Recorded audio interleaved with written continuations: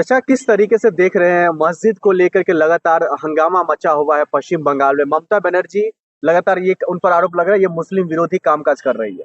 निश्चित रूप से देखिए, अब बंगाल में चुनाव होने जा रहा है, मस्जिद के नाम पर हो रहा है, वंदे मातरम के नाम पर हो रहा है।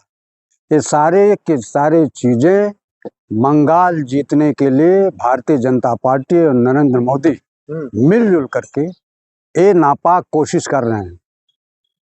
वहाँ जब अयोध्या में बाबरी मस्जिद के नाम पर माननीय सर्वोच्च न्यायालय ने निर्णय दे दिया तो विवादास्पद नाम पर मस्जिद नहीं बननी चाहिए। मैं तो आपके माध्यम से कहना चाहता हूँ कि यदि आप मस्जिद बनाना चाहते हो तो अब वीर अब्दुल हमीद के नाम से मस्जिद बनाओ, मिसाइल मैन के नाम से मस्जिद बनाओ। मैं खुद चंदा दूंगा, सनातनी ब्राह्मण होने के चंदा देंगे आप? निश्चित रूप से मैं धर्मनिरपेक्ष हूँ।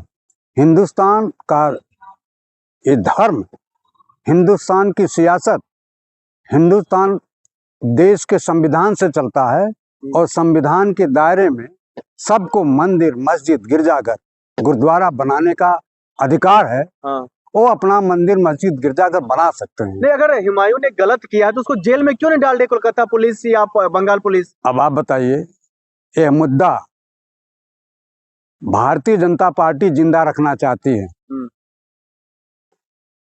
वो जो कबीर है, हुमायूं कबीर, वो भारतीय जनता पार्टी के चुनाव निशान पर भारतीय जनता पार्टी के मेंबर ऑफ पार्लियामेंट के लिए चुनाव लड़ चुका है, कमल निशान पर चुनाव लड़ चुका है। तो आज नरेंद्र मोदी को दूसरे मेंबर ऑफ पार्लियामेंट की जरूरत है जो हिंदू मुस्लिम कर सके, क्योंकि ओवैसी बंगाली नहीं जानते हैं। बंगाल पर ओवैसी का कोई प्रभाव नहीं है, क्योंकि बंगाल की जनता पढ़ी लिखी है। वो जात, बिरादरी और धर्म के नाम पर बंटना नहीं चाहती है।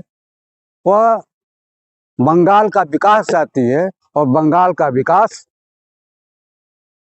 वर्तमान मुख्यमंत्री कर रही है। तो क्या बंगाल में अब ध्रुवीकरण की राजनीति की जा रही है? निश्चित रूप से ध्रुवीकरण की राजनीति की जा रही है, निश्चित रूप से किया जा रहा है। आपको बताऊं कि ये भारतीय जनता पार्टी और नरेंद्र मोदी के इशारे पर हुमायूं कबीर बीजेपी वाले के साथ बिकने की बात नहीं, नेता की मैं बात कर रहा हूँ, हुमायूं कबीर की बात कर रहा हूँ।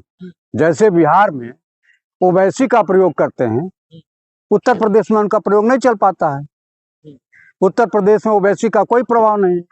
उसी तरह से ओवैसी का प्रभाव जो वेस्ट बंगाल में नहीं है ममता बनर्जी के सामने, तो एक दूसरा ओवैसी तैयार किया गया हुमायूं कबीर के नाम पे। आप समर्थन में है मस्जिद जो बन रहा है? मस्जिद जो बन रहा है बाबरी के नाम पर नहीं।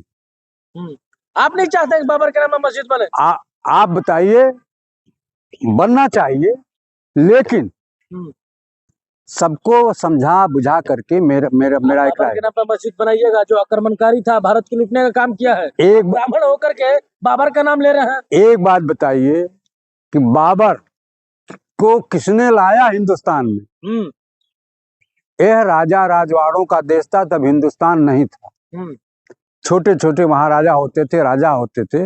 उन लोगों ने अपने दुश्मनों को परास्त करने के लिए बाबर को लाया। चंद वोट के लिए बाबर को समर्थन दे रहे हैं, बाबर के नाम पे मस्जिद बनवा रहे हैं। मैंने कहा कि यह भारतीय जनता पार्टी के इशारे पर हो रहा है, यह नरेंद्र मोदी के इशारे पर हो रहा है। वहाँ वोटों को ध्रुवीकरण करने के लिए कि हिंदू, अगर ये मुसलमान मस्जिद की बात कर रहे हैं तो हिंदू वोटों का पोलराइजेशन भारतीय जनता पार्टी के पक्ष में